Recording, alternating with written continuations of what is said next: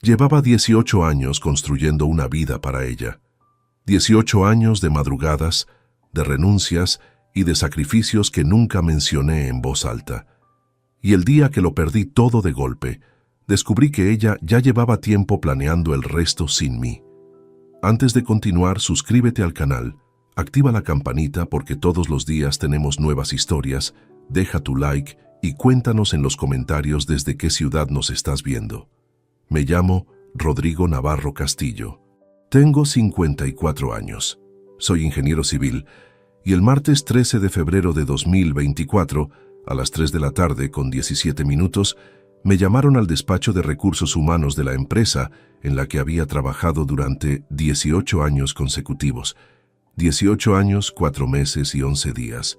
Lo sé porque esa mañana, mientras tomaba café antes de salir, había pensado en ese número sin razón aparente. No con orgullo especial, sino con la tranquilidad silenciosa de quien cree que tiene el suelo firme bajo los pies. La empresa se llamaba Construcciones Meridional, con sede en Valencia. Entré allí en 2005 como técnico de obra, con 35 años recién cumplidos y una hipoteca firmada 3 meses antes. Ascendí despacio, sin atajos, a base de horas reales en obra y en despacho. Para cuando llegué a jefe de proyectos, conocía cada rincón de aquella empresa mejor que muchos de sus fundadores. Supervisé 37 proyectos de construcción en toda la región de Valencia. 37. El despacho de recursos humanos estaba en la 4ª planta, al fondo del pasillo de la derecha. No era la primera vez que subía allí, pero sí la primera vez que me temblaron ligeramente las piernas antes de llamar a la puerta. Había algo en la forma en que la secretaria dijo «le esperan» esa mañana, sin levantar la vista del teclado, que me puso en alerta sin que pudiera explicar por qué. Dentro me encontré con don Rafael Olmedo Carreras, director de Recursos Humanos, 52 años, traje gris oscuro, corbata burdeos. Lo conocía desde hacía 12 años. Habíamos coincidido en inauguraciones de obra y en cenas de empresa de fin de año.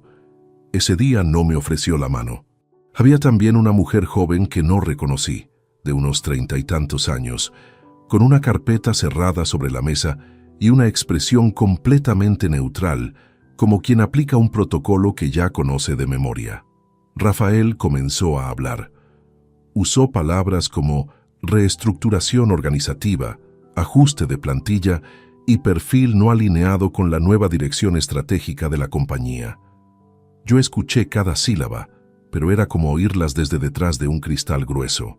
Mi cerebro tardó casi 1 minuto entero en procesar lo que estaba sucediendo en ese despacho. Me estaban despidiendo. 18 años. Y me estaban echando. La mujer de la carpeta tomó la palabra para explicar las condiciones de la indemnización. 42.800 euros brutos, pagados en 2 tramos iguales, con firma del acuerdo antes del viernes de esa semana. Me entregó una hoja con los números. Yo la cogí sin ninguna intención de firmar nada ese día. La doblé con cuidado y me la guardé en el bolsillo interior de la chaqueta como si fuera un recibo cualquiera. Rafael añadió algo sobre que era una situación difícil y que la empresa valoraba enormemente mi trayectoria. Yo asentí demasiadas veces, como si el cuerpo necesitara hacer algún movimiento mientras la cabeza todavía no funcionaba del todo bien. Salí del despacho a las 3:26 minutos. Me detuve en el pasillo. A mi derecha estaba la puerta de mi propia oficina, donde tenía una planta pequeña en el alféizar de la ventana, 3 carpetas con proyectos activos sobre la mesa y una taza con el logotipo de una obra terminada en Gandía en 2019. Todo eso seguiría allí. Yo no. Recogí mis cosas personales en poco más de 20 minutos. Nadie me ayudó. Los compañeros miraban hacia otro lado con esa incomodidad de quien sabe perfectamente lo que acaba de ocurrir, pero no encuentra las palabras. El único que se acercó fue Tomás Herrera Blanco, 48 años, aparejador con el que había compartido más de 100 madrugadas en proyectos complicados. Me puso la mano en el hombro un instante y no dijo nada. Solo eso, la mano en el hombro. En ese momento fue el gesto más honesto que nadie me había dado en todo el día. Bajé a la calle con una caja de cartón mediana. Hacía frío para ser febrero en Valencia, ese frío húmedo que se mete por el cuello de la chaqueta. Me quedé parado en la acera sin saber hacia dónde caminar. Tenía el teléfono en el bolsillo. Pensé en llamar a Ernesto Díaz Carmona, mi mejor amigo desde hacía más de 20 años. Pensé también en llamar a mi hermano Julián, pero no llamé a nadie. No sabía cómo empezar una frase así. No sabía cómo decir en voz alta lo que acababa de pasar sin que se volviera definitivamente real. Así que caminé. Caminé durante casi 40 minutos con esa caja en las manos, sin rumbo fijo al principio, hasta que me di cuenta de que mis pies me llevaban a casa de manera completamente automática. No era una decisión, era instinto. Era que en ese momento solo necesitaba una cosa: abrir la puerta y que Inma estuviera allí, contarle lo que había pasado, que me escuchara, que me dijera que íbamos a salir adelante como siempre lo habíamos hecho. Llevábamos 23 años casados, Inmaculada y yo. 23 años y 4 meses exactos. No voy a pretender que fui un marido perfecto durante todo ese tiempo. Era el tipo que llegaba tarde a las cenas, que olvidaba fechas, que pasaba temporadas sin tener una conversación real con ella, porque llegaba agotado de la obra y solo quería silencio. Lo sé y no lo voy a ignorar. Pero esa tarde, caminando por las calles de Valencia con una caja de cartón y 18 años de trabajo reducidos a un sobre doblado en el bolsillo, lo único que quería era verla. Llegué a las 4:18 de la tarde.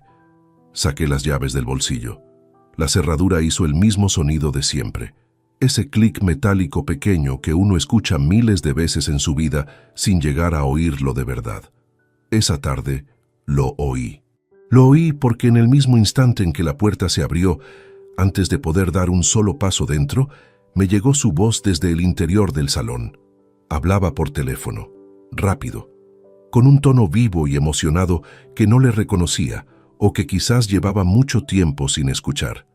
El tono de alguien que acaba de recibir exactamente la noticia que estaba esperando.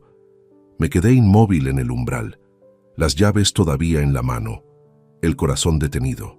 Y entonces escuché las palabras que iban a cambiarlo todo. Hoy lo echaron del trabajo. Es mi oportunidad de irme. Ya no tengo excusa para quedarme. Esta noche le digo todo. Las palabras tardaron en asentarse, como lo hacen las cosas que el cerebro no quiere procesar de golpe. Uno escucha, registra, y luego necesita varios segundos para decidir si lo que llegó a sus oídos es real o una distorsión nacida del miedo. Pero no había distorsión. La voz era la de Inma. El tono era el de alguien que acababa de recibir exactamente la noticia que llevaba tiempo esperando. Y las palabras no dejaban ningún margen para otra interpretación. No me moví del umbral.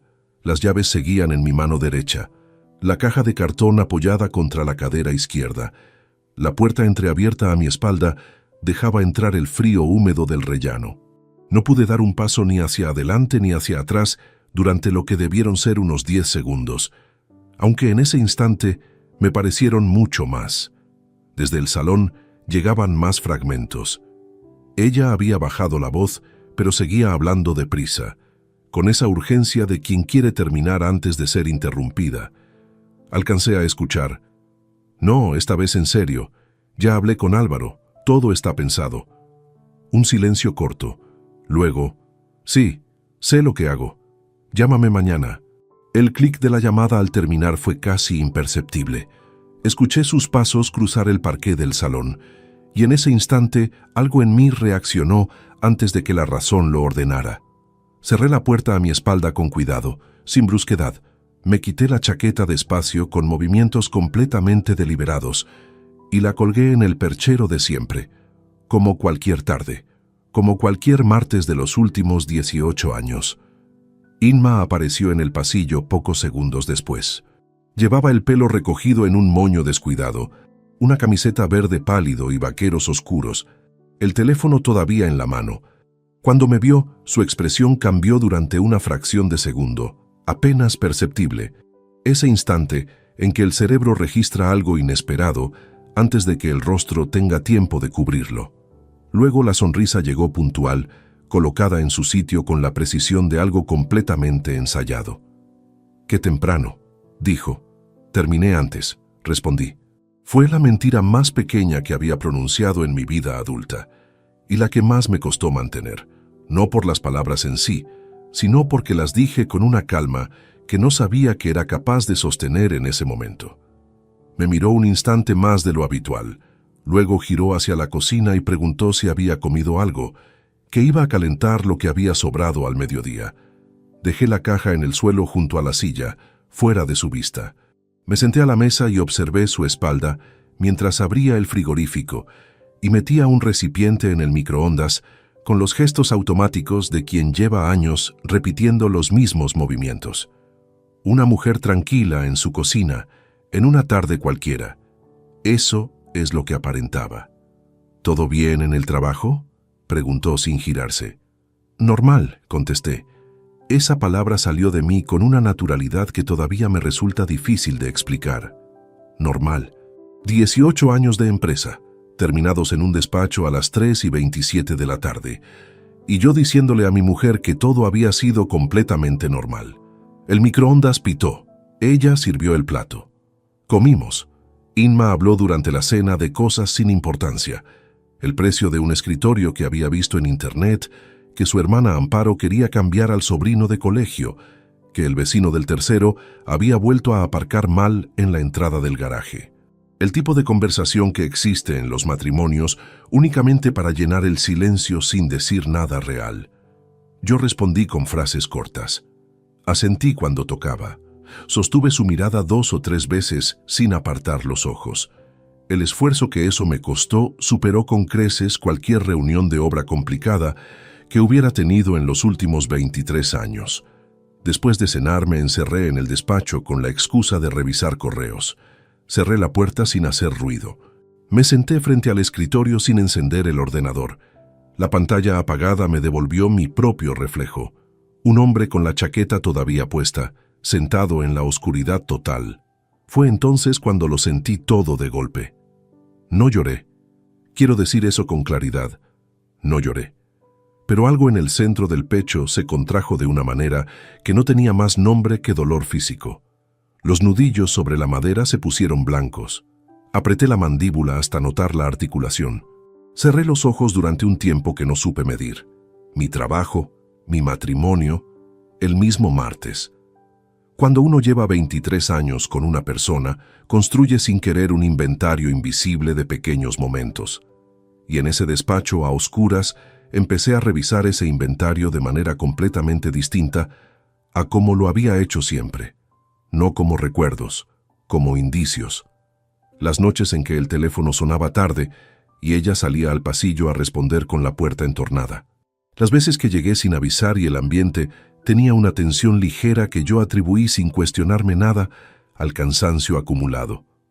Las 2 ocasiones en que la conversación entre ella y Álvaro se cortó de forma demasiado abrupta cuando yo entré en la cocina.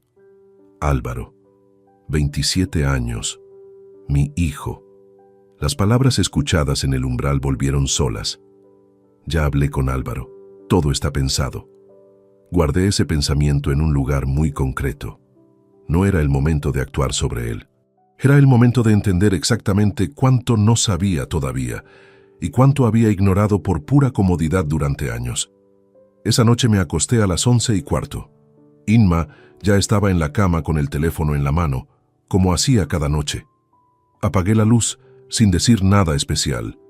Ella tampoco. El dormitorio quedó en silencio, con el único brillo tenue de su pantalla moviéndose de vez en cuando.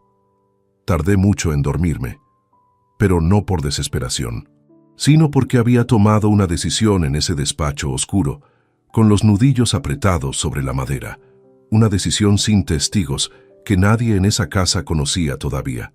Esa noche, con Inma durmiendo a menos de medio metro, yo ya era distinto al hombre que había abierto esa puerta unas horas antes.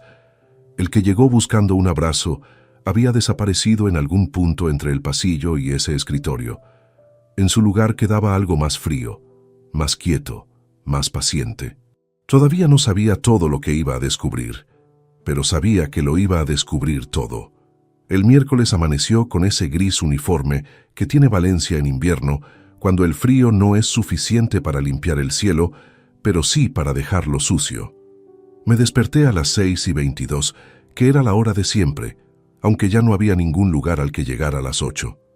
Inma dormía de espaldas a mí, el pelo suelto sobre la almohada.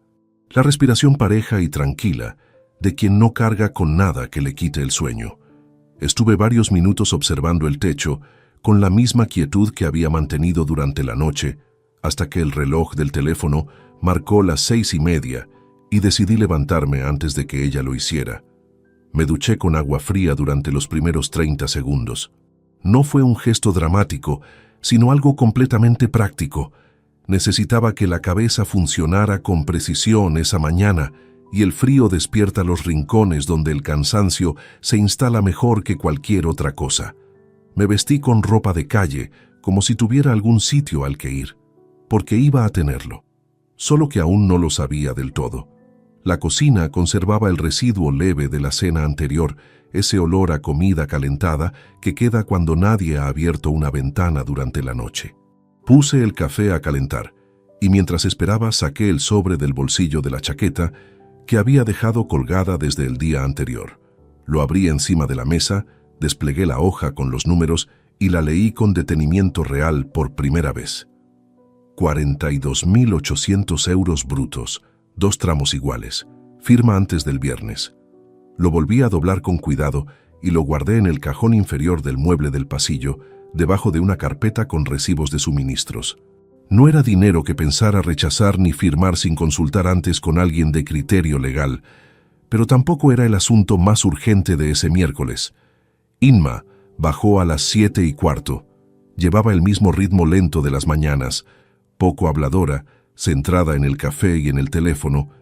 Me dio un beso breve en la sien al pasar, como había hecho miles de veces, y se sentó frente a mí con la taza humeante entre las manos. El teléfono, boca arriba sobre la mesa, pantalla hacia arriba. Eso era diferente. Durante años el teléfono había sido un objeto secundario en los desayunos, algo que se dejaba en el bolsillo o en el aparador. Esa mañana estaba ahí, deliberadamente visible, y entendí sin necesidad de analizarlo demasiado que no era descuido sino un hábito reciente. El tipo de hábito que se forma cuando uno empieza a esperar mensajes que no quiere perderse. Hablamos poco. Ella preguntó qué iba a hacer ese día.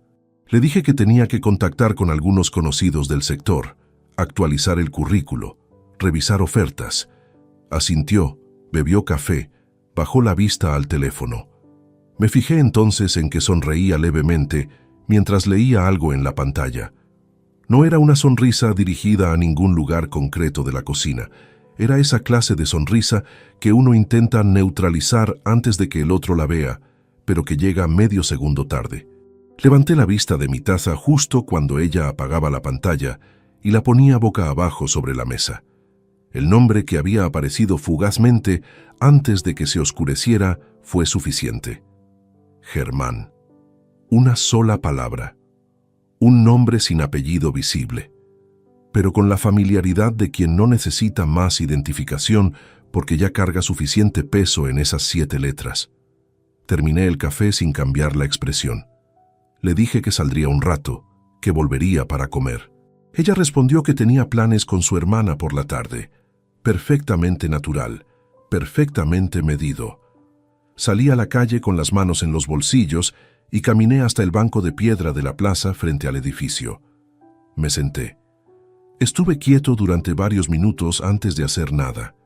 El nombre siguió girando mientras ordenaba lo que tenía con la metodología que había aprendido en más de 2 décadas de ingeniería.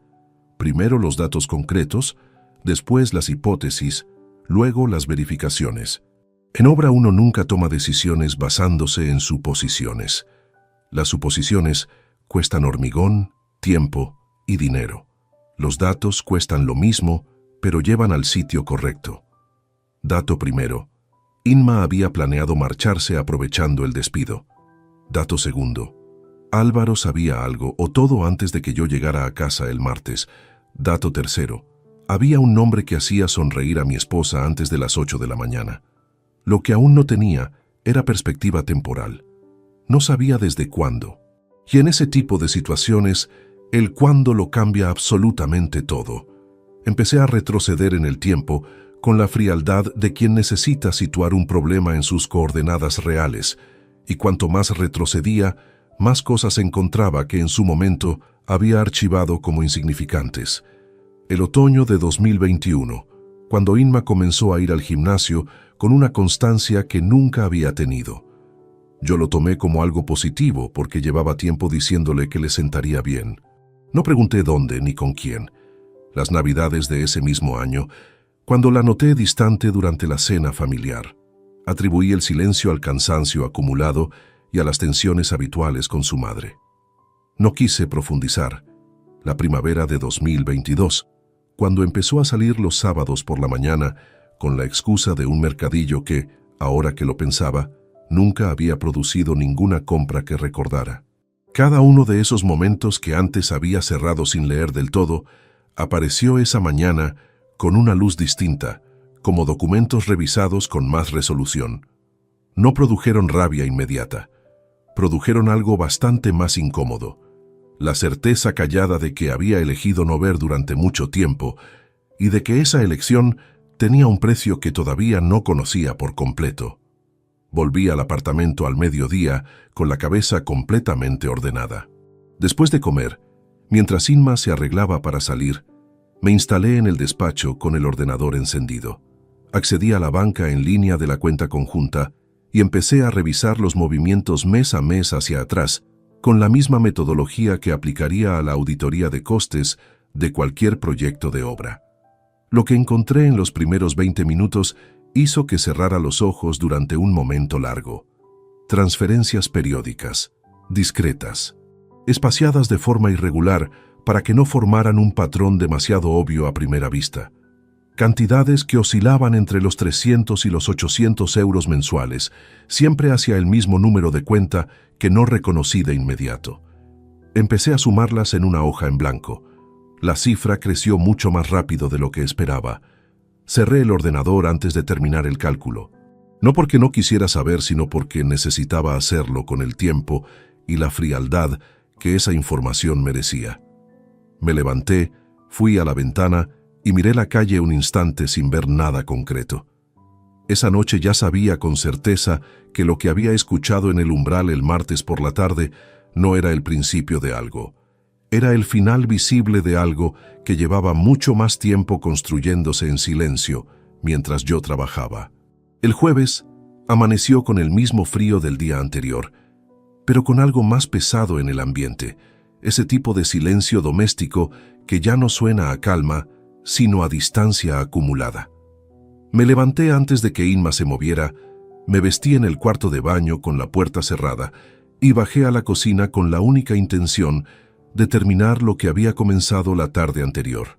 Abrí el ordenador a las 7 menos cuarto. La banca en línea tardó unos segundos en cargar. Me serví café, pero no lo toqué, mientras la pantalla terminaba de mostrar los datos. Esta vez no me detuve.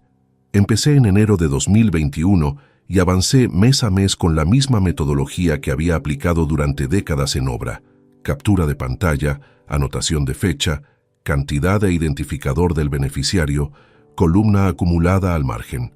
En ingeniería civil, uno aprende pronto que los errores graves no suceden en los cálculos complicados, sino en los sencillos que nadie revisa porque parecen demasiado evidentes. Aquí estaba ocurriendo exactamente lo mismo. Los movimientos no eran irregulares por accidente. Estaban espaciados con una lógica deliberada. A veces el 5 del mes, a veces el 16, a veces el 28. Los importes variaban lo suficiente para no repetir un patrón visual demasiado obvio en los extractos mensuales.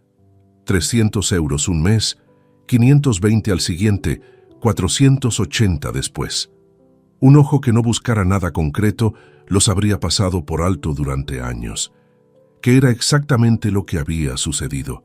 Tardé 40 minutos en llegar hasta el martes anterior.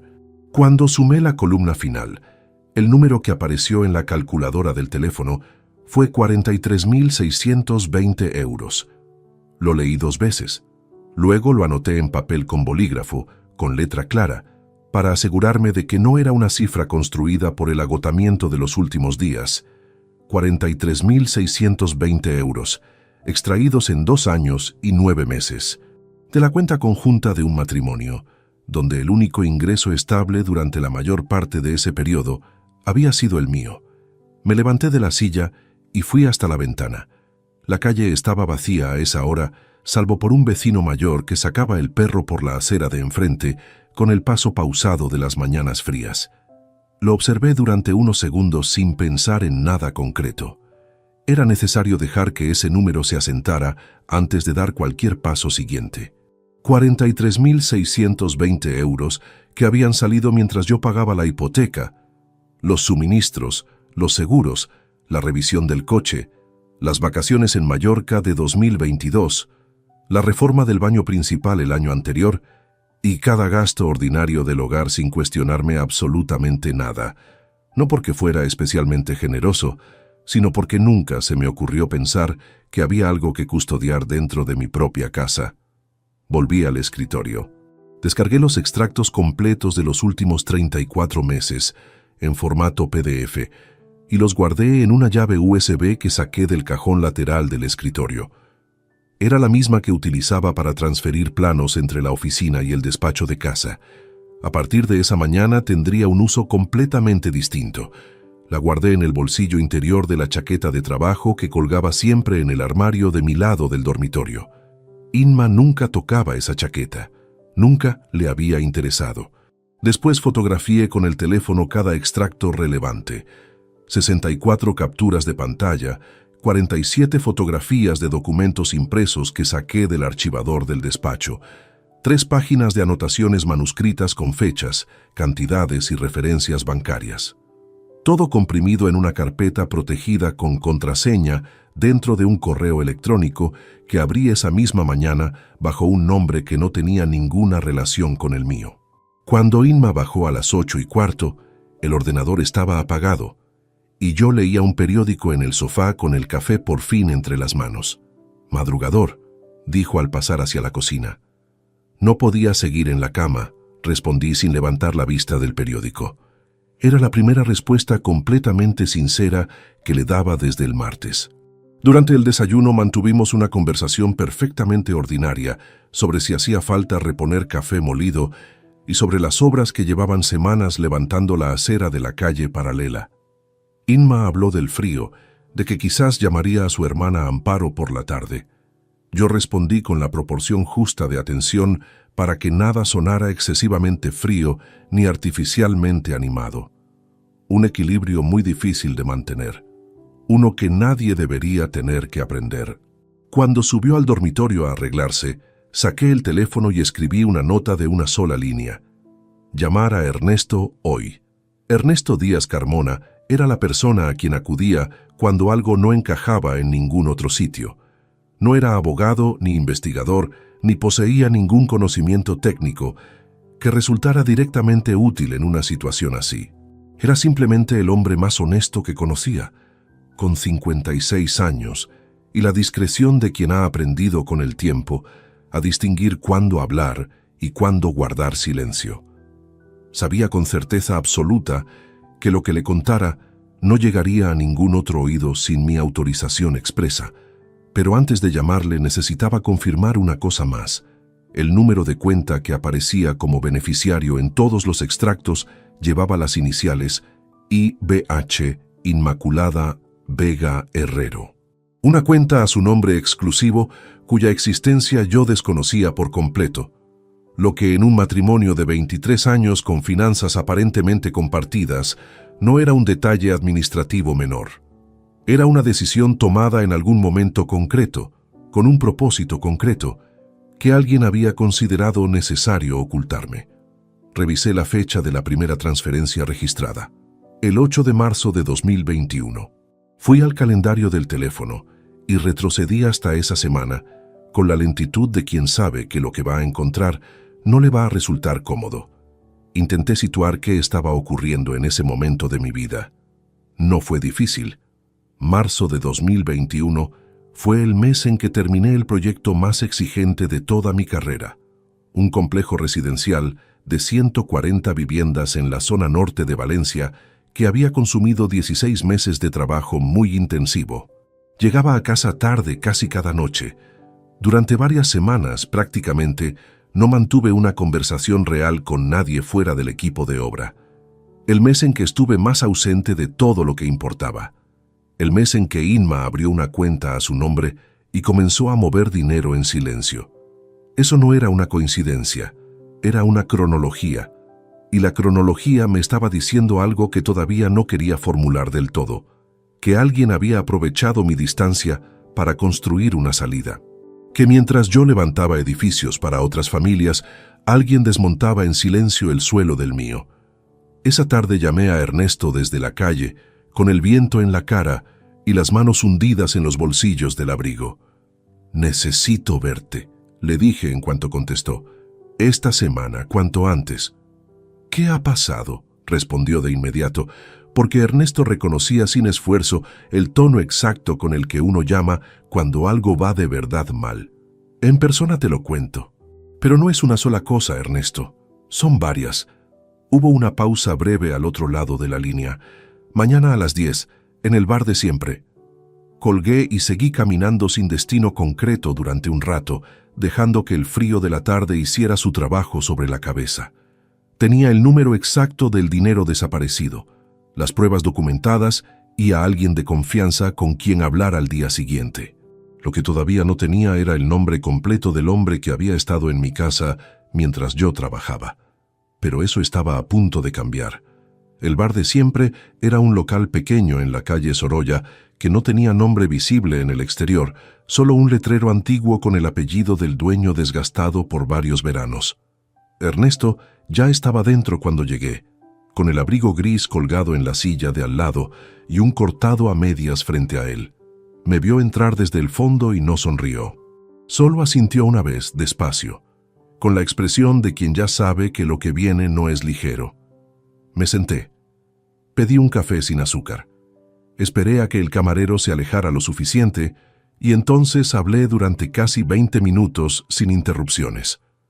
Le conté todo en el orden en que había ocurrido. El despido, la puerta entreabierta, las palabras escuchadas en el umbral, los días siguientes con Inma en casa como si nada hubiera cambiado. Y por último, los extractos. Los 43.620 euros. La fecha del primer movimiento, el nombre de cuenta con sus iniciales. Ernesto escuchó sin quitarme los ojos de encima, con el cortado olvidado entre las manos.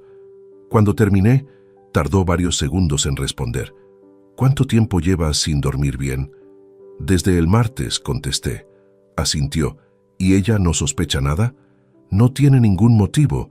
El despido ya le daba todo lo que necesitaba para justificar cualquier movimiento». Apoyó los codos en la mesa y bajó la voz, aunque no había nadie cerca. «Rodrigo, esto necesita un abogado antes de cualquier otra cosa, antes de firmar la indemnización, antes de tocar ninguna cuenta, alguien que sepa exactamente dónde pisas en este momento». No fue una sorpresa escucharlo. Era la misma conclusión a la que yo había llegado a las 4 de la madrugada del jueves, pero necesitaba oírla de alguien sin el ruido emocional que yo arrastraba encima. «¿Conoces a alguien?», pregunté. «Consuelo Medina Aparicio. Despacho en Ruzafa. 49 años, especializada en Derecho de Familia y Patrimonial. Me llevó un asunto hace 3 años cuando lo de mi padre y el piso de Alicante. Discreta, sin adornos, y no te va a decir lo que quieres oír, sino lo que necesitas saber». Anoté el nombre en el teléfono. «¿La llamo esta semana?» «Hoy», dijo Ernesto. No como sugerencia. Salí del bar a las 11:15. Mientras caminaba hacia el coche, saqué el teléfono y empecé a buscar algo que llevaba días rondándome sin que hubiera podido centrarme en ello por completo. El nombre Germán, el gimnasio, algún punto de intersección entre los dos que me diera más que una notificación fugaz en una pantalla ajena. El centro deportivo al que iba Inma se llamaba Polideportivo Municipal Sur, en el barrio de Jesús. Lo había visto en pagos de la cuenta conjunta desde hacía más de un año. Una cuota mensual de 65 euros que asumí sin hacer ninguna pregunta porque en aquel momento no tenía ninguna razón para hacerlas. Abrí la red social donde Inma tenía perfil desde varios años atrás. Uno que revisaba con poca frecuencia porque no era la plataforma que yo usara habitualmente. Entré sin dificultad con la contraseña que ella misma me había facilitado tiempo atrás para subir fotos de un viaje a Mallorca. No la había cambiado desde entonces. Tardé menos de 4 minutos en localizarlo. En la lista de personas que ella seguía estaba el perfil de Germán Salcedo Prieto, 48 años según la información pública, residente en Valencia, fotos de carreras populares, excursiones de montaña, un perro mediano de pelaje canela. Una vida ordenada y presentable para cualquiera que la observara sin contexto. Pero en los comentarios de 3 publicaciones de Inma del año anterior aparecía su nombre con respuestas breves que, solas, no significaban nada, y en conjunto formaban una familiaridad que no pertenecía a un simple conocido de vestuario. Lo guardé todo: capturas de pantalla, perfil, publicaciones, comentarios. Cada imagen con la fecha registrada de manera automática por el propio sistema. Seguía siendo circunstancial, no era prueba jurídica de nada concreto, pero confirmaba que la dirección era correcta y que el nombre no había llegado a ese teléfono por casualidad. Fue entonces cuando pensé en Álvaro de una forma distinta a como lo había hecho hasta ese momento. Durante los días anteriores, lo había dejado en segundo plano porque la prioridad inmediata era la documentación económica y la identificación de Germán. Pero la frase que había escuchado en el umbral seguía ahí, sin desgastarse. Ya hablé con Álvaro, todo está pensado. Álvaro tenía 27 años. Trabajaba en una empresa de logística en el polígono industrial de Paterna, donde llevaba 2 años con un contrato estable que yo había facilitado a través de un contacto de obra.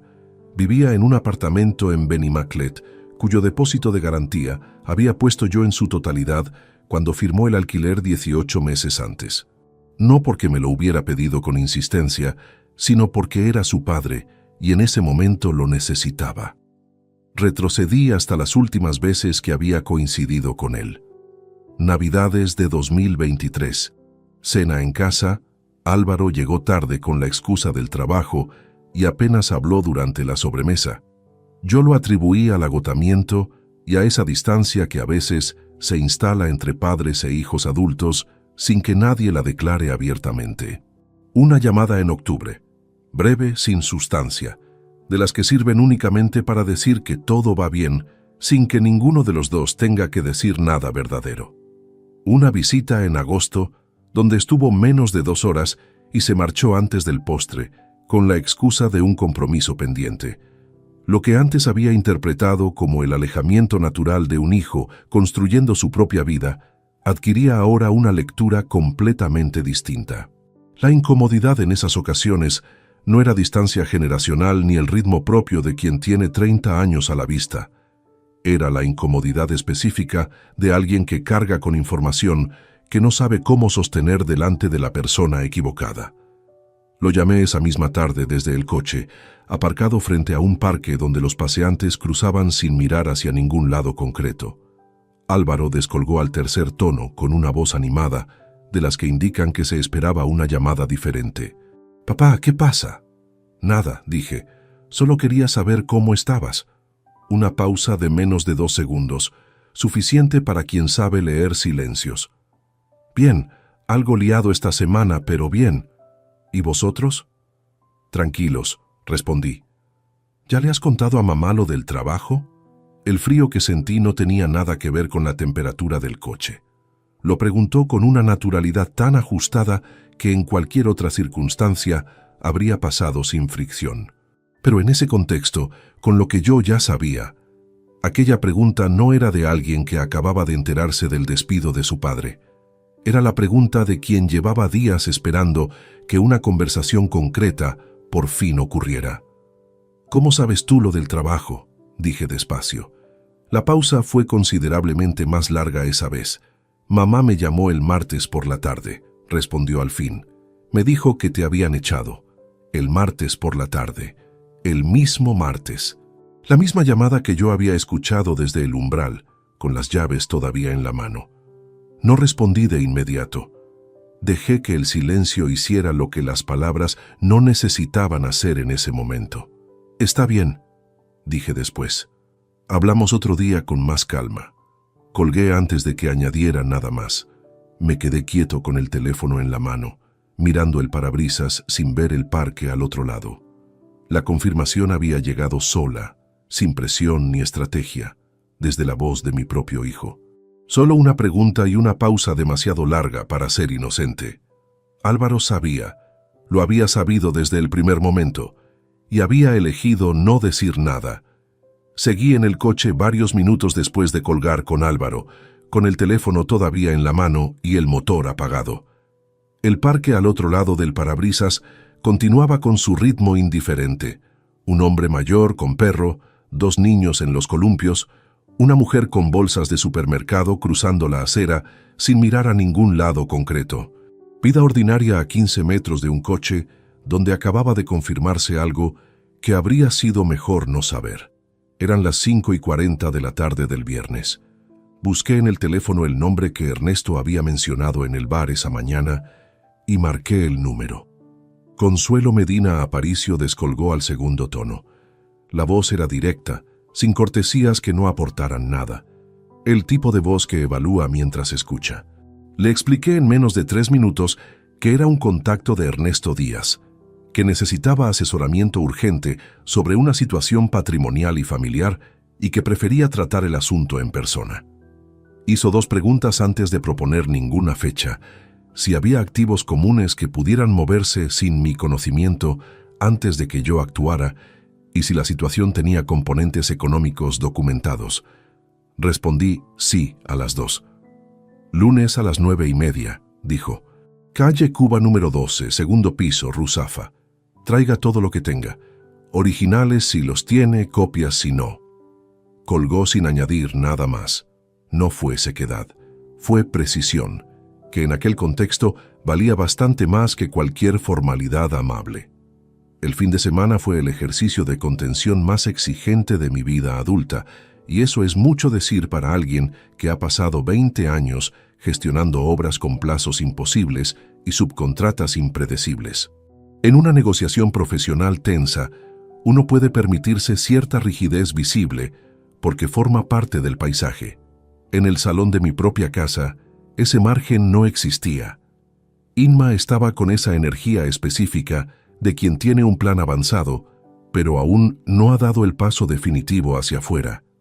Hablaba con una ligereza que no le reconocía desde hacía tiempo. Hacía referencias espontáneas a cosas futuras formuladas en plural. Sonreía con facilidad. El sábado por la noche propuso ir al cine y acepté sin dudar. Estuve sentado a su lado durante 1 hora y 40 minutos, con la vista fija en la pantalla sin retener prácticamente nada de lo que ocurría en ella. Recuerdo el olor del tejido del asiento, el frío del pasillo al salir y el sonido de la lluvia fina sobre el pavimento de la calle. El domingo por la mañana, con el café entre las manos, sacó el teléfono y me mostró imágenes de una reforma de cocina que había guardado en favoritos. Muebles blancos de línea recta, tiradores de latón mate, encimera de Silestone gris con veta oscura, una lámpara colgante de 3 focos sobre una isla central. El tipo de selección que no se hace en 10 minutos. Alguien había dedicado tiempo a elegir cada detalle. «Llevamos años con la cocina igual», dijo. «Sé que ahora mismo no es el mejor momento, pero era solo para que lo tuvieras en mente». La miré con la serenidad que llevaba días construyendo a base de silencio sostenido. «Cuando tenga algo estable en el trabajo lo hablamos con calma. Ahora mismo no tiene sentido comprometer ese dinero». Asintió. Guardó el teléfono sin cambiar la expresión. Siguió con el café. No habría reforma. No porque yo fuera a impedírselo activamente, sino porque la cocina que miraba con tanta atención ya no iba a ser suya para cuando esa conversación tuviera algún sentido real. Esa tarde, mientras Inma dormía la siesta, entré al despacho a revisar los documentos que iba a llevar el lunes. Saqué la llave USB del bolsillo de la chaqueta de trabajo y la conecté al ordenador para comprobar que los archivos se abrían correctamente. Estaba revisando la 3ª carpeta cuando escuché sus pasos en el pasillo, mucho antes de lo que esperaba. Desconecté la llave en un solo movimiento. Cambié la pantalla a una búsqueda de ofertas de empleo y apoyé el codo en la mesa con la llave cerrada en el puño antes de que la puerta se entreabriera. ¿Estás bien?, preguntó Inma desde el umbral, con el pelo algo revuelto de la almohada. Revisando portales de trabajo, respondí sin apartar la vista del monitor. Hay un par de cosas interesantes en Castellón. Me miró un momento. No te machagues demasiado el fin de semana. Tranquila. Cerró la puerta. Escuché sus pasos alejarse hacia la cocina. Abrí la mano despacio. La llave USB estaba intacta en la palma. El corazón me latía con una fuerza completamente desproporcionada para lo que acababa de ocurrir. Volví a guardarla en el bolsillo de la chaqueta y estuve quieto durante casi un minuto antes de seguir. El lunes llegué al despacho de Consuelo a las 9:26. Sala de trabajo sin ventana a la calle, estanterías de expedientes del suelo al techo, mesa completamente despejada, salvo por un bloc y un bolígrafo. 49 años, pelo castaño muy corto, gafas de montura fina. La clase de profesional que inspira confianza, no por lo que dice, sino por la forma en que escucha sin interrumpir. Pasé 40 minutos explicándolo todo en orden cronológico. Ella tomó notas y me interrumpió únicamente para precisiones concretas. La fecha exacta de la primera transferencia, el régimen de propiedad del inmueble, si había documentos que reconocieran aportaciones económicas diferenciadas al patrimonio común. Después revisó los materiales que había llevado en silencio varios minutos. Cuando levantó la vista, fue directa. Lo que tiene aquí fundamenta un procedimiento de divorcio con reclamación patrimonial sólida. El patrón de transferencias es rastreable y sistemático. Pero antes de notificar nada necesito dos cosas: blindar los activos comunes para que no puedan moverse durante el proceso y documentar la relación extramatrimonial. No para el divorcio en sí, sino para reforzar nuestra posición negociadora en el acuerdo económico. ¿Cómo se documenta?, pregunté. Con un investigador privado. Tengo a alguien con quien trabajo habitualmente. Arrancó una hoja del blog y la deslizó hacia mí. Marcos Guerrero Palacios, 43 años, discreto, metódico, con experiencia específica en este tipo de encargos. Llámele esta semana de mi parte. Guardé la hoja. ¿Cuánto tiempo necesitamos para tener todo cerrado? Entre 6 y 10 semanas para completar el dossier y la estrategia patrimonial. Lo más importante durante ese tiempo es que usted no altere ningún comportamiento observable en casa, absolutamente ninguno. Salí del despacho a las 11:03, con algo que no era exactamente calma, pero que se le acercaba bastante. La claridad de quien ha dejado de estar solo con el problema. Esa misma tarde, llamé a Marcos Guerrero Palacios. Hablamos 10 minutos con la economía de palabras de quien trabaja por resultados. Le di el nombre completo de Germán Salcedo Prieto, el centro deportivo del barrio de Jesús, los horarios aproximados en que Inma solía salir los martes y jueves por la mañana. Marcos escuchó sin interrumpir y respondió únicamente que comenzaría el miércoles y que toda comunicación sería exclusivamente a través del número desde el que le llamaba. Esa noche en casa, Inma preparó cena ligera y pusimos el televisor sin prestar demasiada atención a lo que emitían. Habló del frío persistente, de que Amparo quería organizar una comida familiar, de una vecina del quinto que había cambiado el coche. Respondí con la proporción exacta de presencia que la situación requería. El perfil natural de un marido reciente en paro que procesa un golpe profesional y aún busca el siguiente paso. Lo que Inma no podía saber mientras cenaba tranquila era que a menos de 4 kilómetros de esa mesa, en un despacho de Ruzafa, alguien había empezado esa mañana a construir un muro legal alrededor de cada activo que nos pertenecía, y que el miércoles siguiente Marcos Guerrero saldría a documentar una historia que alguien había creído que nunca sería contada por nadie que importara. Marcos Guerrero Palacios era exactamente el tipo de persona que uno imagina antes de conocerle en persona. Cuando nos vimos por primera vez, 3 días después de la llamada inicial, en la cafetería de una gasolinera en la avenida del Puerto que él mismo había propuesto, llevaba ropa sin marcas ni colores llamativos, un abrigo oscuro de uso indefinido y el aspecto de alguien que podría pasar 3 horas en un vestíbulo sin que nadie le recordara después. 43 años, manos grandes, mirada que evaluaba sin hacer ningún esfuerzo visible por ocultarlo. Hablamos 25 minutos. Le entregué una fotografía de Inma, extraída del perfil de red social, la dirección del Polideportivo Municipal del Barrio de Jesús y los 2 días de la semana en que ella salía con mayor regularidad. Le proporcioné también el nombre completo de Germán Salcedo Prieto, la imagen de su perfil público y el modelo aproximado de su vehículo, visible en una foto tomada desde un ángulo descuidado en sus publicaciones. Un Volkswagen Golf azul oscuro con la matrícula parcialmente legible. Marcos escuchó, tomó 3 notas brevísimas en una libreta pequeña y la guardó sin más comentario. Me explicó cómo funcionaría el proceso, informes semanales remitidos directamente a Consuelo, con copia de respaldo en un archivo encriptado, sin llamadas innecesarias, sin nada que no estuviera directamente vinculado a los hechos. ¿Cuánto tiempo estima?, pregunté. Depende de la frecuencia de los encuentros. Entre 2 y 4 semanas debería ser suficiente para construir algo que no admita interpretaciones alternativas.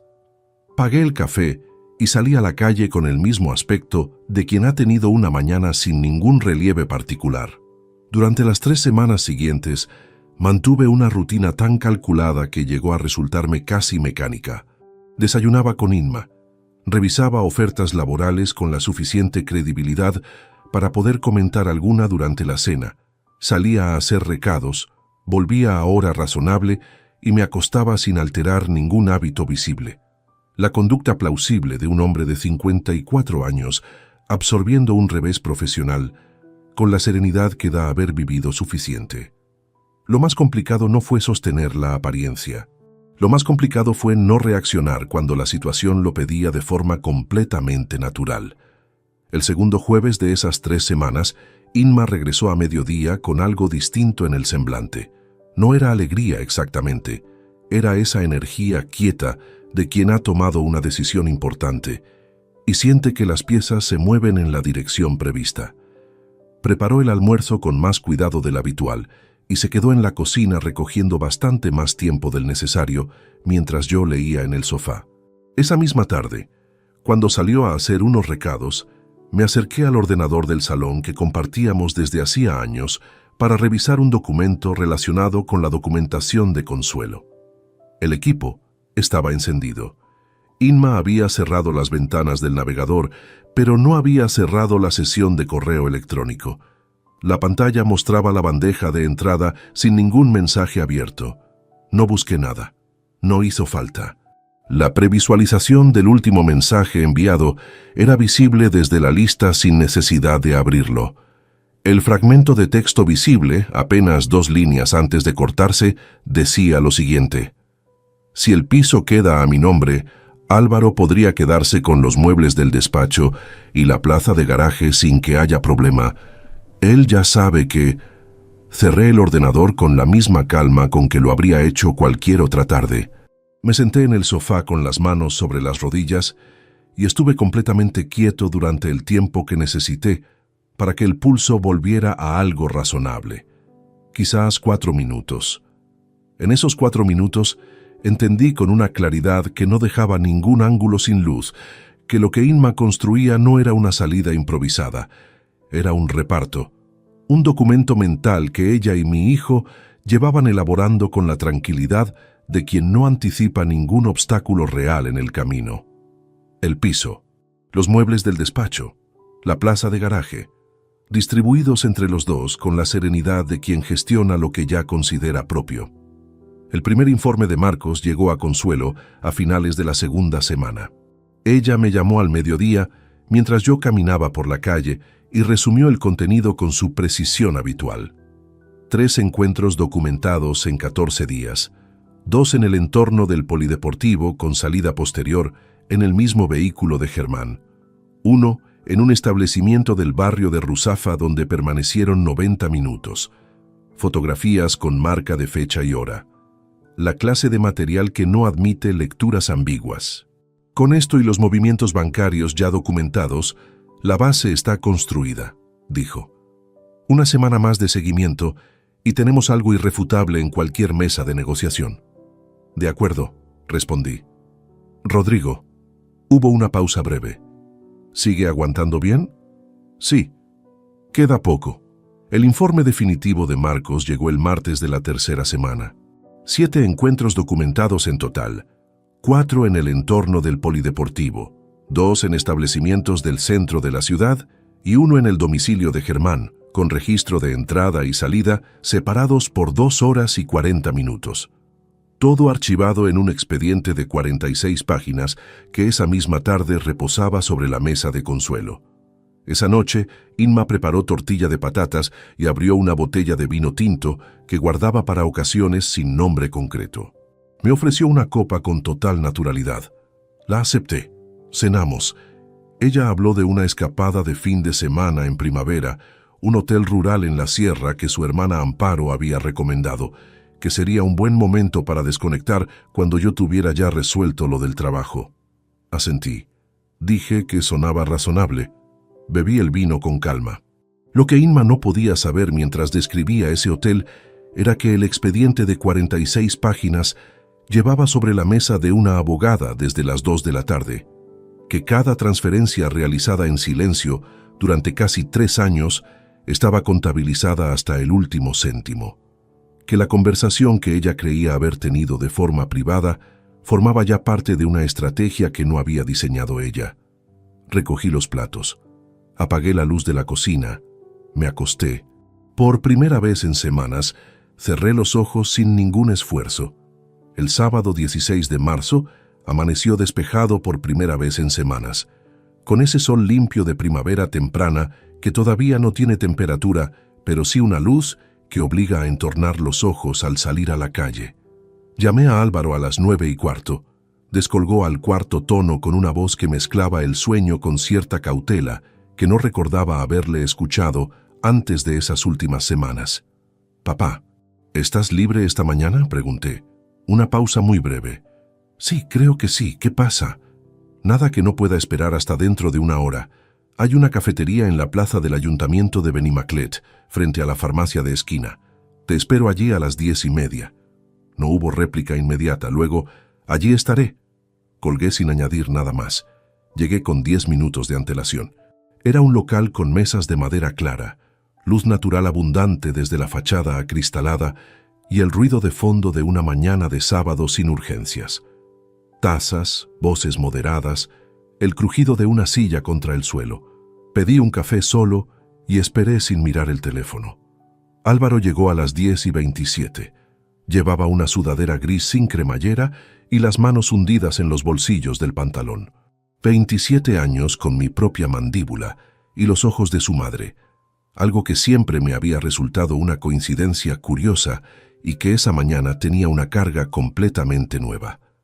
Me saludó con ese medio abrazo rápido de los hijos adultos que ya no saben exactamente cómo calibrar el gesto físico con su padre. Se sentó frente a mí y pidió un cortado a la camarera que pasó un instante después. Estuvimos en silencio los primeros 2 minutos. El tiempo que tardó el cortado en llegar. Álvaro miraba la mesa con una expresión que no era exactamente incomodidad, era anticipación, la de quien sabe que una conversación lleva semanas formándose y ya no puede retrasarse más. Cuando la camarera se alejó, lo miré directamente, sin dureza, solo con la atención concentrada de quien necesita ver la respuesta antes de escuchar las palabras. «¿Cuánto tiempo llevas sabiendo lo de tu madre?», dije. No construí ninguna introducción, ni le di margen para desviar la conversación hacia territorio más manejable. Llevaba demasiados días siendo paciente en demasiados frentes simultáneos, y esa mañana la única cosa que me importaba era la respuesta a esa pregunta concreta. Álvaro levantó la vista, la bajó, apoyó las manos alrededor de la taza con un gesto que reconocí. Cuando era pequeño, rodeaba los objetos de esa manera, cuando algo le incomodaba, como si necesitara sujetarse a algo sólido. «Papá», empezó, «no necesito que me expliques cómo te sentiste, necesito saber desde cuándo». Otro silencio, más extenso, El tipo de silencio que ocupa el espacio entre dos personas de manera completamente física, con peso y textura propios. Desde el verano del año pasado, dijo al fin, verano de 2023, más de 7 meses antes de la noche en que yo había escuchado esa llamada desde el umbral con las llaves en la mano. No moví ningún músculo de la cara, no aparté los ojos de los suyos. ¿Y cómo lo supiste? Álvaro respiró despacio. Mamá me lo contó. Dijo que llevaba tiempo pensando en separarse, que no era feliz, que necesitaba que yo lo entendiera. Hizo una pausa breve. Me pidió que no dijera nada hasta que ella estuviera lista. ¿Y lo entendiste? Intenté... Comenzó a construir una frase y la abandonó a medias. Luego intentó otra entrada. No sabía cómo decírtelo. No era mi lugar hacerlo. No era tu lugar, repetí. Lo devolví tal cual, sin ironía marcada ni énfasis particular, como una superficie que refleja sin añadir nada propio. Álvaro tenía los ojos brillantes. No sé si era vergüenza o el alivio de quien finalmente pronuncia en voz alta algo que llevaba meses comprimido en algún lugar incómodo del pecho. Probablemente los dos en una proporción que él mismo no habría sabido medir. Me preguntó si el piso podía quedar a su nombre, continuó en voz más baja. Que si eso ocurría, ella se aseguraría de que yo no quedaría desprotegido en el reparto, que ya lo tenía todo pensado. Algo en el centro del pecho se cerró con una solidez que no era exactamente dolor. Era reconocimiento. La última pieza encajando en el lugar que llevaba semanas preparado para recibirla. El fragmento de correo electrónico leído sin buscarlo en el ordenador compartido.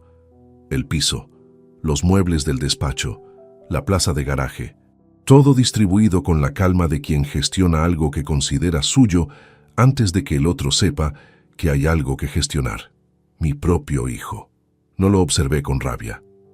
Lo observé con esa serenidad específica que llega cuando ya no queda nada que procesar porque todo ha sido finalmente entendido en su totalidad. La rabia habría necesitado que algo de esto siguiera sorprendiéndome. Ya nada me sorprendía. ¿Hay algo más que debas saber y que hayas guardado hasta ahora?, pregunté. Álvaro negó con la cabeza. Parecía bastante menor de 27 años en ese momento. Miré la taza. El café estaba frío. Lo había bebido casi entero sin registrar cuándo. Está bien, dije. Me levanté. Saqué la cartera. Dejé sobre la mesa lo suficiente para cubrir las 2 consumiciones con una propina razonable y me puse el abrigo sin apresuramiento. Papá. La voz de Álvaro era diferente a la del principio, más delgada. ¿Qué vas a hacer? Lo que tenga que hacer, respondí. Sin amenaza, sin dramatismo. Era simplemente la respuesta más exacta disponible en ese instante. Salí a la calle sin mirarlo una segunda vez. El sol de media mañana seguía limpio sobre la plaza. Un mercadillo pequeño había montado 3 puestos junto a la entrada de la farmacia. Plantas, libros de segunda mano, piezas de cerámica artesanal. Caminé entre la gente sin el teléfono en la mano ni un destino inmediato en la cabeza. Lo que sentía no era lo que había anticipado sentir al salir de esa conversación. No era alivio, tampoco satisfacción. Era algo más parecido al cierre definitivo de una puerta que llevaba mucho tiempo entreabierta. Álvaro no iba a perder a su padre en una discusión. No habría gritos, ni portazos, ni escenas que alguno de los dos pudiera reinterpretar años después como un arrebato pasajero. Lo que iba a perder era exactamente aquello que él mismo había decidido que no valía la pena proteger cuando tuvo la oportunidad de hacerlo: la presencia, el respaldo silencioso, la llamada de los sábados, el padre que aparece cuando algo falla. Todo eso había terminado en una cafetería de Benimaclet, con el sol entrando por los ventanales y 2 tazas frías sobre la mesa, sin violencia, sin retorno y sin ninguna palabra más de la que hizo falta. Las semanas que siguieron al café en Benimaclet pasaron con una lentitud diferente a todo lo anterior. En los primeros días después del despido, cada hora cargaba con la urgencia aguda de quien descubre que el suelo se ha movido y necesita entender hasta dónde. Después llegó la etapa de la documentación, las reuniones con Consuelo, el seguimiento de Marcos, La conversación con Álvaro. Ahora, con el expediente cerrado sobre la mesa de la abogada y los activos protegidos legalmente desde finales de marzo, el tiempo tenía una textura completamente distinta, la de quien ha completado todo lo que necesitaba completar y solo falta elegir el instante preciso para dar el último paso. Inma continuó con su rutina sin alteración observable. El gimnasio los martes y jueves, las llamadas largas con su hermana Amparo los miércoles por la tarde, las noches frente al televisor con el teléfono siempre cerca sobre el cojín del sofá. Seguía mencionando planes futuros en los que aparecía la primera persona del plural con toda naturalidad. Una semana habló de un viaje a Sevilla para el verano. Otra tarde, de cambiar el colchón del dormitorio. Todo pronunciado con la tranquilidad de quien no anticipa ningún obstáculo real en el horizonte que tiene delante. Yo la observaba con una atención sostenida que ya no producía dolor, sino algo más parecido a distancia cartográfica. La claridad de quien ha trazado el mapa completo de un terreno y ya no necesita explorarlo, porque lo conoce de memoria hasta el último ángulo. Dediqué a abril y la mayor parte de mayo a dos frentes paralelos. El profesional fue el más lento y también el más necesario.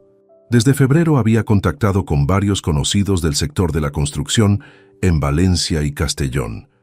Actualizado el currículo con los 37 proyectos supervisados durante los 18 años en Construcciones Meridional y respondido a 5 convocatorias concretas. El proceso era metódico y sin urgencias artificiales porque la indemnización, gestionada desde el principio con el asesoramiento directo de Consuelo, cubría los meses necesarios sin presión económica real. Pero había algo que recuperar que no tenía ninguna relación con las finanzas. La certeza de ser útil en un campo al que había dedicado casi 3 décadas de trabajo genuino. Esa certeza no se recupera esperando sentado a que llegue por sí sola. En la segunda semana de mayo, un ingeniero llamado Óscar Vidal Solano, 51 años, con quien había coincidido en 2 proyectos de rehabilitación en Valencia años atrás, me llamó para explorar una colaboración como consultor externo en un proyecto de recuperación estructural en el centro histórico de Castellón. No era contrato de plantilla ni incorporación a ninguna empresa. Era trabajo por proyectos, con autonomía real, sin estructura corporativa encima ni reuniones de seguimiento que no aportaran nada concreto al resultado final. El tipo de encargo que a los 35 años habría descartado por falta de estabilidad aparente y que a los 54, con todo lo que sabía ya de mí mismo, empezaba a parecerme la única modalidad de trabajo con sentido genuino. Pedí unos días. Lo pensé sin apresuramiento durante casi una semana. El 8 de junio, casi 4 meses exactos después del despido, llamé a Óscar y confirmé que aceptaba. Firmamos el contrato de colaboración el jueves 13 de junio en una notaría del Paseo Ribalta en Castellón. Honorarios pactados: 4.200 euros mensuales por dedicación parcial, con posibilidad de ampliación según el avance de la obra y el volumen de incidencias técnicas. 300 euros más al mes que lo que había cobrado durante 18 años en Construcciones Meridional. Lo firmé con la pluma que llevaba en el bolsillo interior de la chaqueta, sin ningún gesto ceremonial, con la serenidad específica de quien no necesita confirmación externa de algo que lleva tiempo sabiendo por sí solo. Esa misma tarde llamé a Consuelo desde el exterior de la notaría. «Ya tenemos contrato firmado», dije cuando descolgó. «¿Cuándo quiere proceder?» Inma tenía previsto pasar el fin de semana en casa de Amparo en Sagunto. Lo había mencionado 4 veces en los últimos 10 días, con esa naturalidad de quien repite información ya gestionada sin ser consciente de que la está ensayando. El lunes siguiente estaría en casa por la mañana, sin compromisos conocidos hasta el mediodía. «El lunes 17», respondí, «a las 11. Allí estaré con toda la documentación». Colgué. La tarde tenía esa luz horizontal de junio que alarga las sombras sobre el asfalto y hace que los edificios parezcan más sólidos de lo habitual. Desde donde estaba, se veía el tramo final del paseo y al fondo la línea de palmeras que bordeaba la entrada al casco antiguo. un paisaje sin ningún mérito especial, que en ese momento tenía la nitidez precisa de las cosas que se perciben con total claridad cuando ya no queda ningún cabo sin atar. Conduje de vuelta a Valencia sin música y sin prisa. Esa noche Inma había preparado pisto con huevo y pan tostado. Comimos con el televisor de fondo, con esa conversación ligera de las noches ordinarias que no exige nada real de ninguno de los dos. Habló del fin de semana en Sagunto, de que Amparo quería visitar un mercado artesanal el sábado por la mañana, de que volvería el domingo antes de cenar. Levantó la vista del plato cuando mencioné el contrato de Castellón. ¿Ya tienes algo firmado?, dijo. Esta tarde, respondí. Me observó un instante. Algo cruzó su expresión que no terminé de descifrar del todo. No era alegría ni contrariedad exactamente. Era el gesto de quien recibe una información que no encaja del todo con el esquema que lleva meses sosteniendo en la cabeza. Lo dejó pasar en menos de 2 segundos. «Qué bien», dijo y volvió el tenedor al plato. Recogí los platos. Ella se quedó en el sofá.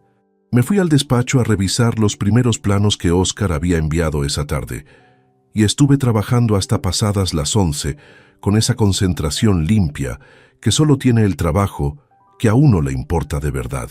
El domingo por la noche, con Inma todavía en Sagunto y la casa en silencio absoluto, preparé lo único que necesitaba para el lunes, un sobre con copias de los documentos principales que Consuelo ya tendría en original sobre su mesa. No era estrictamente necesario. Era la costumbre del ingeniero de llevar los planos, aunque el otro ya los tenga, porque uno nunca sabe en qué momento de la obra alguien necesita ver algo concreto con sus propios ojos. Cerré el sobre. Lo dejé sobre el escritorio. Me senté un momento en la misma silla donde semanas atrás había permanecido inmóvil en la oscuridad, con los nudillos apretados contra la madera. Ahora las manos descansaban abiertas sobre los muslos, sin tensión, sin nada pendiente. La única luz encendida era el flexo de la mesa. El resto del apartamento estaba oscuro y silencioso. Apagué el flexo. Fui a la cama. Dormí 7 horas y media seguidas, sin que ningún pensamiento me despertara una sola vez. El lunes 17 de junio amaneció con el primer calor seco del verano. Valencia en junio tiene esa temperatura que llega sin transición, como si alguien hubiera girado un interruptor durante la noche y el paisaje todavía no hubiera tenido tiempo de acostumbrarse. Inma había vuelto de Sagunto el domingo a las 8:20 de la tarde. Dejó la bolsa de viaje en el dormitorio, se duchó, bajó al salón con el pelo húmedo y preguntó si había algo para cenar. Calenté lo que quedaba del día anterior. Hablamos poco. Ella traía el cansancio tranquilo del fin de semana en casa ajena que mezcla bienestar con ganas de volver a la propia almohada. Nada en su comportamiento sugería que esperara ninguna alteración en el horizonte inmediato del lunes. Me levanté a las 7:15. Desayuné solo en la cocina con la luz aún baja de la mañana, entrando por la ventana del patio. Inma bajó poco antes de las 9, con una camiseta de lino blanca y pantalón beige claro, descalza, el pelo suelto. Preparó café y se instaló en el sofá con el teléfono entre las manos. El paisaje sonoro habitual de una mañana sin particularidad aparente. A las 10:50 llamé a Consuelo desde el despacho. «Estoy subiendo», dijo. 2 minutos. Bajé a abrir el portal antes de que usara el interfono. Consuelo Medina Aparicio llegó con un maletín de piel negro, traje azul marino y el pelo recogido con la austeridad de quien no necesita ningún elemento adicional para transmitir exactamente lo que es. Le estreché la mano en el rellano sin decir nada. Ella tampoco. Subimos juntos. Cuando abrí la puerta del apartamento y entramos al pasillo, Inma seguía en el sofá con la taza y el teléfono. Levantó la vista. La expresión con que comenzó a recibirme se interrumpió a la mitad cuando procesó la imagen completa. Una mujer desconocida con maletín profesional, entrando un lunes por la mañana por la puerta de su propia casa. «¿Quién es?», preguntó. «Consuelo Medina Aparicio», respondió ella antes de que yo abriera la boca. «Soy abogada. Vamos a sentarnos, por favor». El tono no era agresivo ni tampoco condescendiente.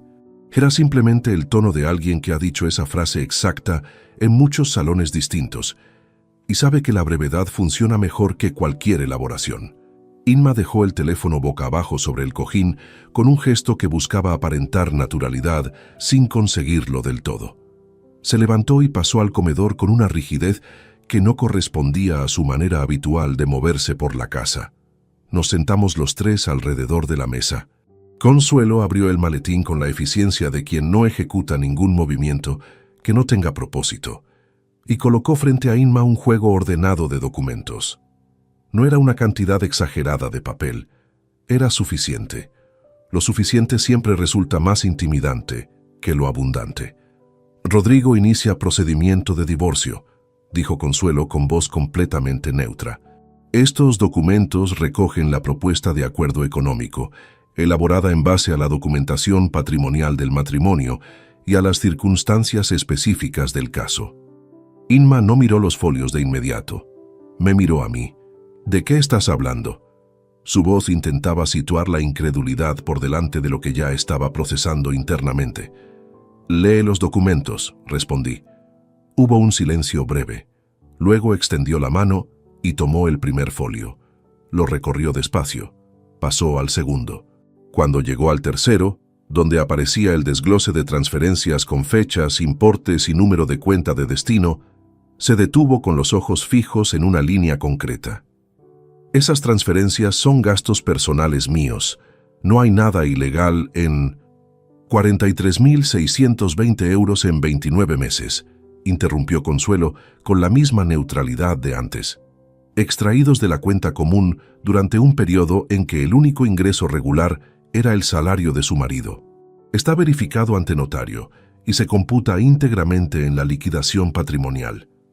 Inma dejó los folios sobre la mesa. Apoyó las manos planas a los lados como si necesitara la superficie para algo más que descansar los dedos. Hay un error en todo esto. Rodrigo, podemos hablar esto entre los dos sin necesidad de... Ya no hay nada que hablar entre nosotros, respondí. No lo dije con crueldad. Lo dije con la precisión de quien señala en un plano estructural que un elemento no puede modificarse, porque el cálculo lleva meses cerrado. Inma respiró. Cambió el ángulo. ¿Qué ocurre con el piso? Consuelo respondió antes de que yo pudiera hacerlo. El inmueble está sujeto a medida cautelar desde el 22 de marzo. No puede ser transferido, cedido ni adjudicado unilateralmente durante el proceso. El acuerdo propuesto contempla la venta y distribución del valor resultante, descontando la cantidad documentada como extraída de forma unilateral de la cuenta común. La mandíbula de Inma se tensó con esa contracción muy leve que yo conocía bien. Era la señal física de cuando algo no encajaba con lo previsto y la siguiente ruta de salida todavía no había aparecido. Tengo derecho a la mitad de este piso. El tono había cambiado. Ya no era incredulidad ni intento de corrección. Era algo más directo, con el filo propio de quien cree que elevar la voz puede abrir un espacio que los documentos han cerrado. Lo que le corresponde está especificado en la página 4, dijo Consuelo. Tras descontar lo documentado, la cifra resultante de su parte queda en 19.840 euros sobre el valor tasado actual del inmueble. Eso es una cifra ridícula. Llevamos 23 años casados y me estás diciendo que... No le estoy diciendo nada, interrumpió Consuelo con una firmeza que no necesitó ningún volumen adicional para instalarse con solidez en la sala. Los documentos son los que hablan, yo solo los presento. Inma volvió a mirarme. Con una intensidad cargada de muchas cosas distintas, ninguna de ellas fácil de reducir a una sola palabra. ¿Cuándo empezaste a preparar todo esto? El mismo martes que llegué a casa, respondí. El silencio que siguió fue cualitativamente diferente a todos los anteriores de esa mañana. Era el silencio de quien comprende en un instante preciso que no existe ningún movimiento disponible que no esté ya bloqueado, que la partida lleva meses jugada con una ventaja que ella no detectó, porque nunca anticipó que el hombre que creía controlar tenía la capacidad de quedarse completamente quieto mientras lo construía todo. Se levantó sin decir nada más y fue al dormitorio. Escuché el armario abrirse, los cajones, el clic inconfundible de una maleta desplegada sobre la cama. Consuelo permaneció sentada con las manos sobre el maletín cerrado, sin llenar el tiempo con palabras innecesarias. 20 minutos después, Inma apareció en el comedor arrastrando una maleta mediana. Se detuvo en el umbral, abrió la boca, la cerró, la volvió a abrir. Me levanté antes de que comenzara la frase y caminé hacia la puerta del apartamento. La abrí. El rellano estaba silencioso, con la luz del techo encendida en ese tono neutro de los espacios que no pertenecen a nadie en particular. Inma salió con la maleta. Cerré la puerta. El sonido del cierre fue exactamente igual al de cada tarde de los últimos 23 años. El mismo clic metálico pequeño que uno escucha miles de veces sin llegar a oírlo de verdad. Esa vez lo oí. El apartamento quedó en silencio durante las horas siguientes, con esa densidad específica de los espacios que acaban de cambiar de volumen. No era el silencio de antes, cuando la casa estaba vacía porque los dos habían salido y quedaban los objetos solos esperando que alguien volviera. Era otro tipo de silencio más definitivo, el de un espacio que ha reducido su función a una sola persona y todavía no sabe exactamente cómo adaptarse a esa nueva geometría. Consuelo se fue a las 12:30 con el mismo maletín con que había llegado. Antes de marcharse, me informó de los plazos siguientes. La ratificación del acuerdo requería comparecencia de ambas partes ante el letrado de la Administración de Justicia en un plazo máximo de 20 días, y que Inma podía impugnar la propuesta si contrataba representación propia, aunque la solidez del expediente hacía esa opción considerablemente difícil de sostener. Me dijo que la llamara ante cualquier novedad y salió sin añadir nada más. Cerré la puerta, fui a la cocina y calenté lo que quedaba del café del desayuno. Me lo bebí de pie junto a la ventana del patio, mirando la pared de enfrente sin ningún pensamiento concreto. Era la primera vez en 4 meses que podía estar sin pensar en nada, sin que eso significara que algo quedaba sin resolver. Las semanas siguientes transcurrieron con una calma que al principio me resultó extraña por su misma naturalidad. No hubo llamadas con ultimátum emocionales ni mensajes a deshoras. Inma se instaló en casa de Amparo en Sagunto y contrató un abogado que revisó los documentos y reconoció, según me informó Consuelo a la semana siguiente, que la posición de su cliente no tenía margen real de mejora sobre lo ya propuesto. El acuerdo fue ratificado el martes 8 de julio ante el letrado de la Administración de Justicia. Inma compareció con su representante. Yo comparecí con Consuelo.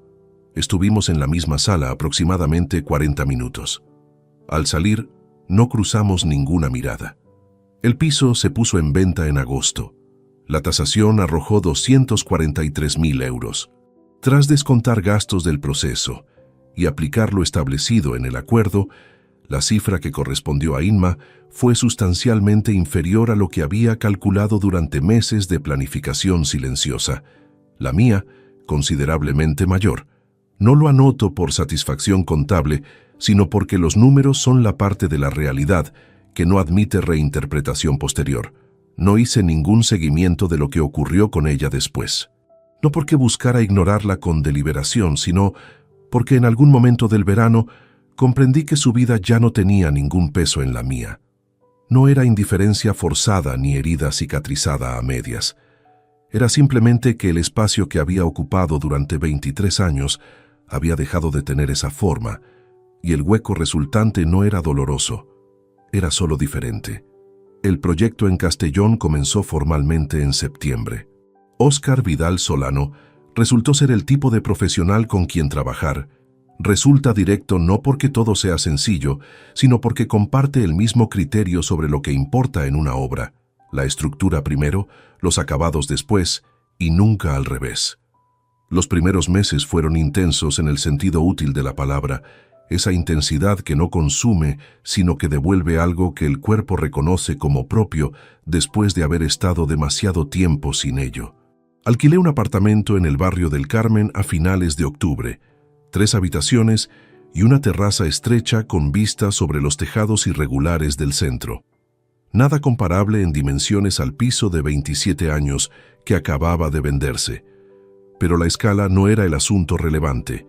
Lo relevante era que cada objeto que había en ese apartamento estaba allí porque yo lo había llevado adentro, no porque se hubiera acumulado durante décadas en un espacio que ya nadie sabía exactamente a quién pertenecía.